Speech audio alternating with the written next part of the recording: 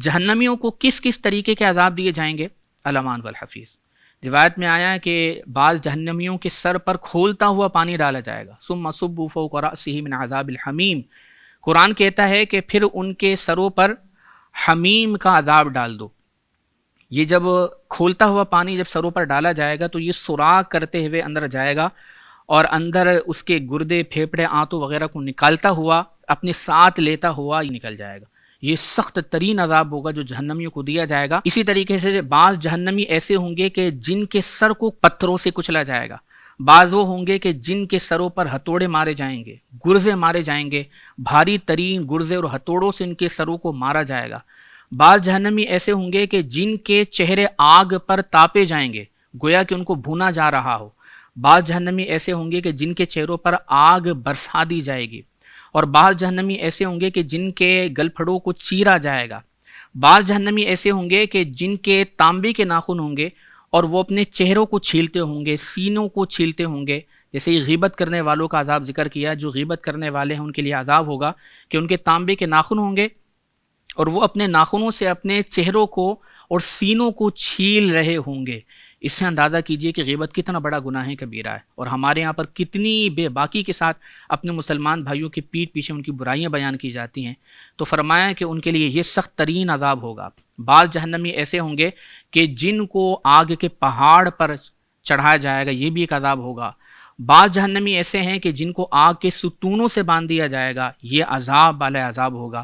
بعض جہنمی ایسے ہوں گے کہ جن کو آگ کی ہتھکڑیاں پہنائی جائیں گی، آگ کے توق ڈالے جائیں گے، جہنمیوں کو آگ کا لباس پہنایا جائے گا، ان کے لیے آگ کے بچھونے ہوں گے، آگ کی کناتیں ان کے لیے لگائی جائیں گی۔ جہنمیوں پر سانپ اور بچھوؤں کو مسلط کیا جائے گا۔ روایت میں آیا کہ یہ سانپ اور بچھو کیسے ہوں گے؟ فرمایا بختی اونٹ کی گردنوں کے برابر موٹے موٹے سانپ ہوں گے، اور خچروں کے برابر بچھو ہوں گے، اور جب یہ ڈسیں گے تو اس کی تکلیف 40 برس تک محسوس ہوگی۔ اتنے خطرناک طریقے سے یہ عذابات دیے جائیں گے۔ بعض جہنمی ایسے ہوں گے کہ جو اچھا گوشت چھوڑ کر گندا گوشت کھا رہے ہوں گے۔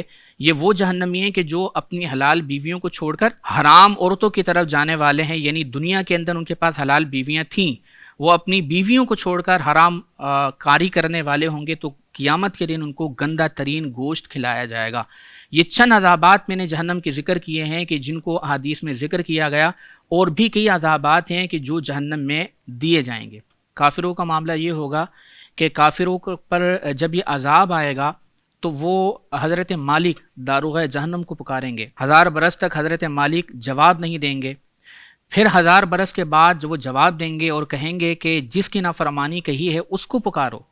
پھر جہنمی، کافر جہنمی، یہ 1000 برس تک اللہ تبارک و تعالیٰ کو اس کی رحمت اور اس کی صفات رحمت سے پکاریں گے۔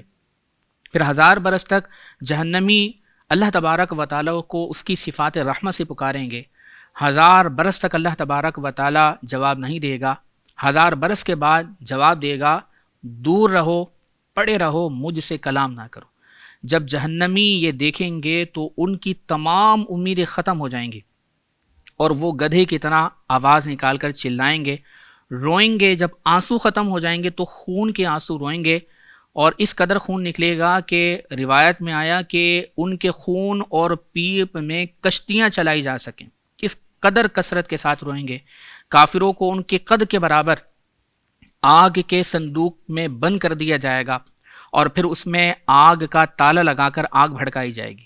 پھر ایک اور صندوق آگ کا لایا جائے گا، اور پھر اس صندوق کو اس دوسرے صندوق میں آگ کے صندوق میں رکھا جائے گا، اور ان دونوں کے درمیان آگ بھڑکائی جائے گی، اور اس میں آگ کا قفل تالا لگا دیا جائے گا۔ پھر ایک اور آگ کا صندوق لایا جائے گا، اور اس صندوق کو اس تیسرے صندوق میں رکھا جائے گا، اور ان کے درمیان آگ بھڑکا دی جائے گی، آگ کا تالا لگا دیا جائے گا۔ جب یہ معاملہ ہوگا تو کافر کی تمام تر امیدیں ختم ہو جائیں گی، یعنی یہ کافر کے لیے ایسا ہولناک عذاب ہوگا۔